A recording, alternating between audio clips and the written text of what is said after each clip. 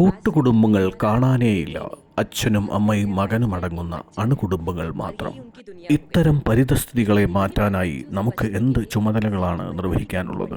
നമുക്ക് വലിയ ഉത്തരവാദിത്തങ്ങളുണ്ട്. ഇംഗ്ലീഷിൽ ഒരു ചൊല്ലുണ്ട്, it takes a whole village to raise a child. ഒരു കുട്ടിയുടെ വളർച്ചയിൽ ഗ്രാമവാസികൾക്ക് എല്ലാവർക്കും തന്നെ പങ്കുണ്ട്. വീട്ടിലുള്ള പ്രായമായവരിൽ നിന്നാണ്, പലതരത്തിലുള്ള അവരുടെ പ്രവൃത്തികളിൽ നിന്നും വാക്കുകളിൽ നിന്നുമാണ് കുട്ടികൾ കണ്ടും കേട്ടും പഠിക്കുന്നത്. അച്ഛനമ്മമാർ എന്ന നിലയിൽ നിന്ന് മാറി കുട്ടികളുടെ കണ്ണിലൂടെ നോക്കൂ. അന്തഛിദ്രമുള്ള വീടുകളിൽ, പിരിമുറുക്കമുള്ള അന്തരീക്ഷങ്ങളിൽ ഒരു കുട്ടി എന്തായിത്തീരും? അവന് മനസ്സമാധാനവും സന്തോഷവുമില്ല. പക്ഷേ നമ്മൾ അവൻ സ്കൂളിൽ ഒന്നാമതാവുമെന്നും സംസ്കാരവും വ്യക്തിത്വവുമുള്ള നല്ല മനുഷ്യനാവുമെന്നും പ്രതീക്ഷിക്കുന്നു. എങ്ങനെ സാധിക്കും? അവൻ്റെ ചുറ്റുപാടുകളും സാഹചര്യങ്ങളും അവനിൽ പിരിമുറുക്കമാണ് സൃഷ്ടിക്കുന്നത്.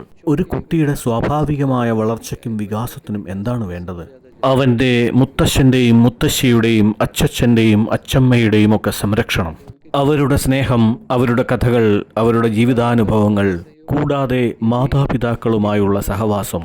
സാമൂഹിക സാമ്പത്തിക സുരക്ഷയ്ക്കായി മാതാപിതാക്കൾക്ക് ജോലിക്ക് പോവേണ്ടി വരും. മുത്തശ്ശനും മുത്തശ്ശിയുമൊക്കെയുള്ള ഒരു കൂട്ടുകുടുംബ വ്യവസ്ഥയിൽ നിങ്ങളുടെ കുട്ടിയുടെ സ്വാഭാവിക വളർച്ചയെക്കുറിച്ച് നിങ്ങൾക്ക് ആകുലപ്പെടേണ്ടതില്ല.